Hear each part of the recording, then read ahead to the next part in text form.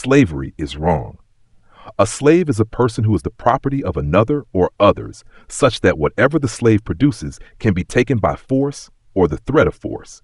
The slave has no right of self-ownership, and those who exercise dominion over the slave always have the legal right to use coercion against him, but certainly have no natural right to do so.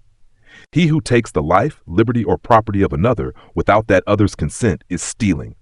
And as the early abolitionists described it, man stealing is just as wrong, if not worse, than property stealing, because human beings hold a higher rank in existence than inert property matter.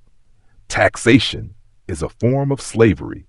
A tax is a compulsory levy on a person subject to the jurisdiction of a government. Anyone who is taxed is a slave because his or her earnings and property are forcibly taken to support the state. Most individuals do not consent to taxation. Historically, the Romance languages, such as French, Spanish, and Italian, have tried to make the taxpayer feel good by euphemistically calling him a contributor. Customers is the term that our own Internal Revenue Service uses to identify those from whom it extracts payments, using threats of force or actual force in some instances. Therefore, taxation is wrong. As Auberon Herbert, one of the contributors to this volume, pointed out decades before the passage of the 16th Amendment to the U.S. Constitution, on the basis of which Congress legislated a federal income tax, truth and consistency demand that if the state may forcibly take $1 out of what a man owns, it may take what it likes up to the last dollar. Once admit the right of the state to take, and the state becomes the real owner of all property. To those who wish to debate this point, I only ask, where in the federal Constitution is there any limitation on the amount that Congress may try to take from us? Here's the key concept that statists don't understand. If you devise or advocate for a system whereby people receive services before paying for them and without ever requesting or agreeing to receive them, then the burden for its upkeep is on you, not the freeloaders you're trying to extort payment from. You're either an immoral miscreant or just not good at thinking things through, but either way, it's more of a you thing, so stop dumping the consequences of your dysfunction on everyone else. If your system doesn't work without robbing everyone, here's a thought. Come up with another system. If stealing 100% of the product of someone's labor is slavery, at what percentage is it not slavery? But without government, how would we protect ourselves from bandits and predators? How would money be issued and circulated in a free society? How would we defend ourselves from foreign invaders? I don't know the answers to these questions, although innovative, plausible, exciting alternatives to government have been advanced over the years. Those alternatives serve only to show that a free society can provide whatever we need without government. They don't tell us what a free society will be. A free society isn't planned. It evolves from the wishes and talents of its members. So there's no way to know what system of protection, money issuance, or road building would win out in the free market. In fact, most likely there would be many systems from which each of us could choose for himself. I may not know how a free society would work, but that doesn't mean it wouldn't work. I also don't know how computers will work in the year 2000. I know only that the best minds in that world will develop computers and software beyond my ability to imagine today. They will do this because they'll earn fortunes applying their genius to the needs of computer users. I will benefit from their talents without knowing in advance what they'll develop. And just because I can't visualize how some task would be accomplished in a free society, doesn't mean such a task couldn't be accomplished. Today, only a few people are developing free market alternatives to government. What if the best minds in America could make fortunes providing personal protection, national defense, sound money, better schools, safer roads, and efficient mail delivery? The possibilities are far beyond my ability to imagine. Advocates of taxation claim that since most people pay assigned taxes before the guns show up, they have implicitly agreed to it as the price of living in society. Most slaves obeyed their master before he got out the whip. Yet we would hardly argue that this constituted agreement to their servitude. Today, we have an enlightened perspective on slavery, just as one day we will have an enlightened perspective on taxes and other forms of aggression we now think of as the only way. The Internal Revenue Code is a massive part of the laws of the United States of America. It is complex. I dare say no single human being, even the most expert tax lawyer, understands all of it. Many provisions are almost incomprehensible, except perhaps to that most expert tax lawyer, and even he is probably uncertain about many details. Yet, one thing is certain. Virtually nothing in the code is there by accident. Every incomprehensible provision is there to serve the interest of someone who made it worthwhile for a politician to direct his staffers to put it there at an opportune point in the legislative process. You didn't determine any of these provisions. Unlike those who did put them there, often with billions of dollars at stake, you don't count. Your role in the entire taxing affair is simple and normally boils down to two things. One is to pay the amount that the IRS tells you to pay, and the other is to be punished with penalties and interest if you don't satisfy the IRS. A third, of course, thankfully never reached by most people, is to go to prison for tax fraud. Imagine that. Tax fraud. The mind rebels at the very concept. It's as if Jesse James rode into your town, took everyone's wallet and watch, and then shot a few people for failing to hand over everything the James gang demanded. This was a letter addressed to Shirley Peterson, then Commissioner of the Internal Revenue Service. This note lambasts her 1993 message to tax-paying Americans. Dear Miss Shirley Peterson, the past year, 1992, was a taxing year for every American. As you well know, the typical American family spent practically 40% of its income on federal, state, and local taxes. Everywhere you turn, there is a government agent on hand to collect money, and a government official, like yourself, to try to double-talk us into believing that you are actually performing a vital service. You imply that we could not survive without your assistance. Yet the fact is quite the reverse. You people in government could not survive without us, the workers and the producers in society. Where would your sustenance come from if we didn't provide it? American government monopolizes or interferes in essential services because the large majority of people use them. These areas of life, like money, banking, schooling, communication, and protection services, are the lifeblood of society. Government stranglehold on them yields control over every person in the country. Essential services, if not provided by government, would be forthcoming. People do not walk barefoot because there are no government shoe factories. You thank us for complying with the tax laws voluntarily, but in the next breath, right of directing your enforcement efforts against those who fail to report and pay.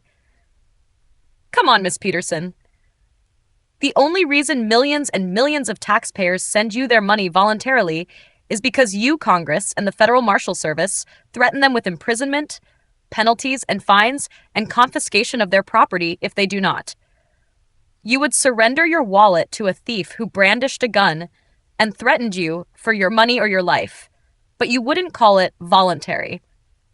If you truly believe in accountability, you ought to accept responsibility for the crimes of the organization you head. No mafia syndicate, no pirate band, no gang of criminals has ever acted more brazenly and more openly than the thieving Internal Revenue Service. The only thing that distinguishes your institution from its brothers in spirit in crime is its degree of legitimacy. The fact that most Americans have come to accept its existence, like death, as inevitable. There is no way you could possibly improve your service. Evil actions should be abandoned, not made more efficient. If you are serious about your dedication to the welfare of American society, I urge you to submit your resignation. There is no way to make your job compatible with the norms of honesty, morality, and integrity.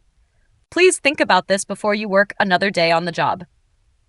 Don't you just love it when people condescend to you after you've said, for example, that people pay taxes or obey regulations at gunpoint? When they demand to know, has anyone from the government pointed a gun at you to make you pay taxes or obey regulations? This sort of response is hard to take seriously. Even if one has never encountered evidence of police carting folks off to jail for such violations of law, one might make the time to read the sanctions expressed in the statutes, fines and imprisonment. Does anyone really imagine that enforcement of such sanctions is carried out by unarmed government agents? Yes, normally people either obey the government's laws and regulations or, when charged with violations, submit to the legal process that imposes fines or tosses them into prison. Why they go along peacefully is no mystery. Determined resistance would bring forth the government's violence in an instant.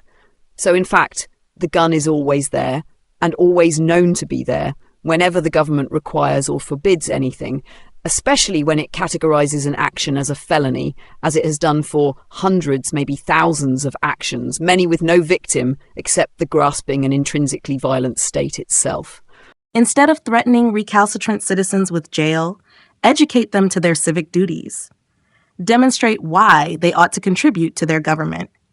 Threatening them with force is not a way to convince them. They ought to be left alone and denied whatever government services they are unwilling to pay for. And if the supporters of government are still unable to collect enough in taxes to support the amount of government they deem necessary, then they ought to dig deeper into their own pockets. The fact that government is a good cause is no justification for stealing from or killing those who refuse to support it. This is what I call the Christian way of dealing with those who refuse to pay. Theft is generally defined as the taking of property without the owner's consent. But when it is some government that does the taking, it is called taxation. But there is a difference between taxation and robbery, because robbery is a one-time thing, whereas taxation is something that occurs at regular intervals, which makes it more akin to exploitation or slavery. Does it make any substantive difference whether some government takes 1/3 of your income or merely forces you to work for it without pay for 4 months out of the year? Could it be argued that it is the tax collectors rather than the tax evaders who are the sinners, since it is they who are taking property that does not belong to them? If a robber wants to raise $1,000 and forces you and your friends to empty your pockets, is it unethical not to tell the thief that you have $20 in your shoe, even if the failure to declare the $20 results in having your friends pay a larger share because you are paying less? Is the argument any different when the robber is government? The morality of the failure to pay does not revolve around whether the effect of non-payment might result in a more severe burden on others, but whether you have a moral duty to pay in the first place. If taxation is theft, then the fact that others might be forced to pay what you not is of no consequence. Robbery is in no way more justified if the robber takes equal portions from all of the victims. But is taxation really theft, or do taxpayers consent to be taxed? It might be argued that taxation is not really coercive because voters, somewhere along the line, have consented to be taxed. But there are a number of flaws in this line of reasoning. For one thing, the voters who consented to be taxed did so sometime in the past. In the case of the individual income tax in the United States, for example, they gave their consent in 1913.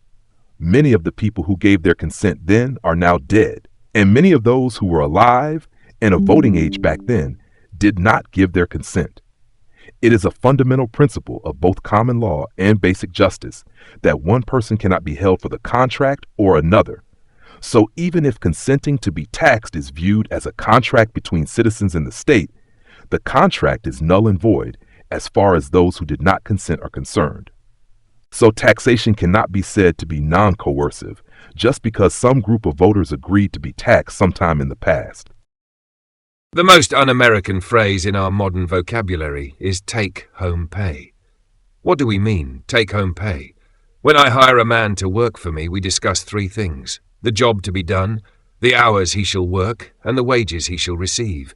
And on Friday, when he receives that pay envelope, we have both fulfilled our contract for that week. There is no further obligation on either side. The money in that envelope belongs to him. He has worked for it, and he has earned it.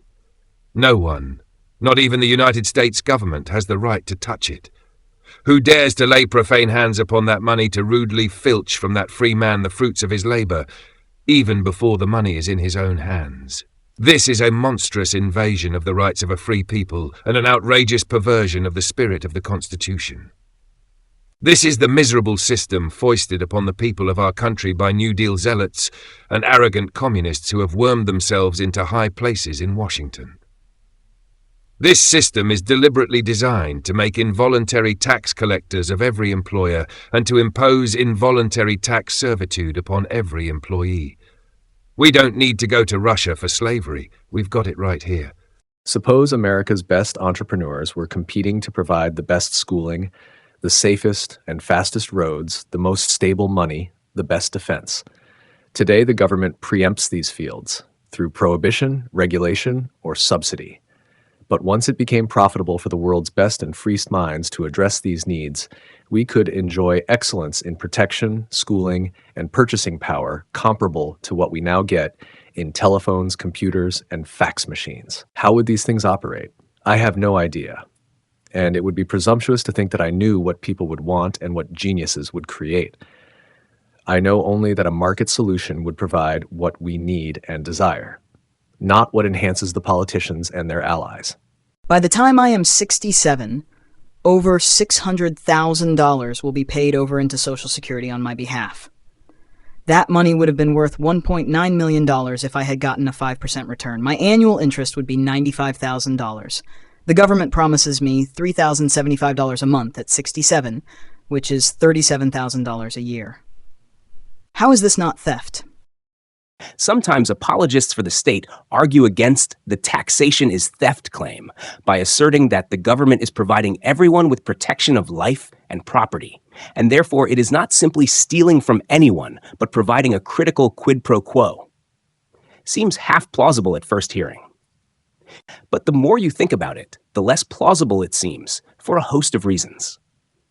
Take my own case, for example, which is certainly not unique. I have not lived in the USA since 2015. Yet both the IRS and the Louisiana Department of Revenue have continued throughout the years since my immigration to threaten me with grave harm, in particular the seizure of my financial assets in the USA. If I do not continue to cough up the same amounts of tribute that I would have been forced to cough up had I never left the country. Okay, I'm paying for my government services, but because I do not reside inside U.S. jurisdiction, I receive no protection of life and property whatsoever. This rationale is bogus. The federal and state governments of the USA tax me and threaten to seize my assets, not because we have an exchange agreement of some sort, but simply because they can extort me and get away with it. It's really that simple. And boiled down, it's also that simple for people who never left the country. You are being shaken down. Pure and simple. You are at the mercy of a violent gang of extortionists. You'd have to be blind not to see the reality of your victimization. As taxation is made compulsory on all, whether they vote or not, a large proportion of those who vote no doubt do so to prevent their own money being used against themselves, when, in fact, they would have gladly abstained from voting if they could thereby have saved themselves from taxation alone, to say nothing of being saved from all the other usurpations and tyrannies of the government. To taking a man's property without his consent, and then to infer his consent because he attempts, by voting, to prevent that property from being used to his injury, is a very insufficient consent to support the Constitution. It is, in fact, no proof at all. And as we can have no legal knowledge as to who the particular individuals are, if there are any, who are willing to be taxed for the sake of voting, we can have no legal knowledge that any particular individual consents to be taxed for the sake of voting, or consequently, consents to support the Constitution. But you see, I learned to be suspicious of ways of bettering mankind that require the government to point a gun at innocent people and say, give me your money or I will kill you, which is what taxation always involves ultimately. We don't think of it because we just give them the money. We don't make push come to shove. But if you think it through, you'll realize that if you're adamant, if you're stubborn, if you say, no, I won't pay my taxes, and they issue you a summons, and you say, no, I won't go to court, and they come to arrest you, and you say, no, I won't be arrested, that you're getting perilously close to the point at which they either club you into submission and haul you off to jail, or they shoot you on the spot. Okay? You are not at liberty to decline these blessings. Okay? We're all supposed to pay when told to pay. All other persons and groups in society, except for acknowledged and sporadic criminals such as thieves and bank robbers, obtain their income voluntarily, either by selling goods or services to the consuming public or by voluntary gift, e.g., membership in a club or association, bequest, or inheritance. Only the state obtains its revenue by coercion, by threatening dire penalties should the income not be forthcoming. That coercion is known as taxation, although in less regularized epochs, it was often known as tribute. Taxation is theft purely and simply, even though it is theft on a grand and colossal scale which no acknowledged criminals could hope to match. If roads are dependent upon theft, i.e. taxation, then the existence of roads is unjustifiable. That's all anyone needs to know about the subject. Here's the novel idea. Remove all immoral options from the table before planning your project. Questions of feasibility can proceed from there and yield whatever they yield. Whether roads can or cannot be produced, mankind will be better off this way because truth, morality, nature has you covered. Following its laws is the path to humanity's highest thriving in all cases. There are no trade-offs of benefit where truth is concerned. No middle ground is possible on this subject. Either taxation without consent is robbery, or it is not. If it is not, then any number of men who choose may at any time associate, call themselves a government, assume absolute authority over all weaker than themselves, plunder them at will, and kill them if they resist. If, on the other hand, taxation without consent is robbery, it necessarily follows that every man who has not consented to be taxed has the same natural right to defend his property against a tax gatherer that he has to defend it against a highwayman. People who talk about tax evasion as if there were something wrong with it are hilarious. No one talks about, say, Walmart evasion as if there was something wrong with it. They sensibly suppose that people who don't want what Walmart offers for sale don't hand over their money to Walmart. Why not assume equally sensibly that people who don't want what the government offers don't hand over their money to it? Yeah, there's that stuff about public goods and free riding. But so what? People give lots of money for various sorts of public goods, rather than free riding on the donations or purchases of others. Happens all the time. If people really valued what government supplies, they could give money to the government in the same way that they give vast amounts of money to churches, synagogues, colleges, and charities of countless kinds. But government is a band of violent criminals extorting money from people and doing a great deal of evil with the proceeds. Of course, perfectly decent people will evade handing over their money to such disreputable and often evil individuals. It is scarcely a bad thing to keep one's money out of such malevolent hands. Prudence may dictate paying off the government to stay out of prison, but no one should conclude that people have a moral obligation to submit to extortion exactly as the extorter dictates. Statists often argue that taxation is not theft because governments use tax revenue for things that are for the common good. So it's just a matter of people paying for goods and services they receive. Such an argument ignores the fundamental nature of the situation. A simple example makes the double standard obvious. Suppose a stranger came up to you and said he had mowed your lawn or left an item for you at your house and now demanded that you give him $1,000, though you had never agreed to any such arrangement. Obviously, that would constitute extortion, and you would have no duty to pay, even if he really had mowed your lawn or left you something. No one has the right, without your consent, to provide you some item or service when you didn't ask for it and didn't want to buy it, and then forcibly take from you whatever he declares the item or service to be worth. And yet that is exactly what every government at every level always does. Even famous economists have often characterized the government as engaged in an exchange relationship with the public. Government officials provide certain goods and services, they say, and the public pays for these things in the form of taxes, fees, fines, civil forfeitures, and so forth. This way of characterizing the relationship is fundamentally misleading. The main problem is that the government does not make an offer that anyone can decline. The government's kingpins decide what to provide, where, in what amounts, and subject to what terms of access. If I don't like the terms of the offer, tough luck. I'm not dealing with Amazon or Walmart here. I get what they choose to give me, and I pay whatever they say I must pay for it. If I don't, they will hurt me. Moreover, many of the goods and services provided have no value to me and many others. And even if I place some value on them, I may not value them anywhere close to what they collect from me to supply them. Most important, many of the alleged services the government provides not only have no value to me, they in fact have negative value. I would pay to avoid them. Some of them I despise with all my heart.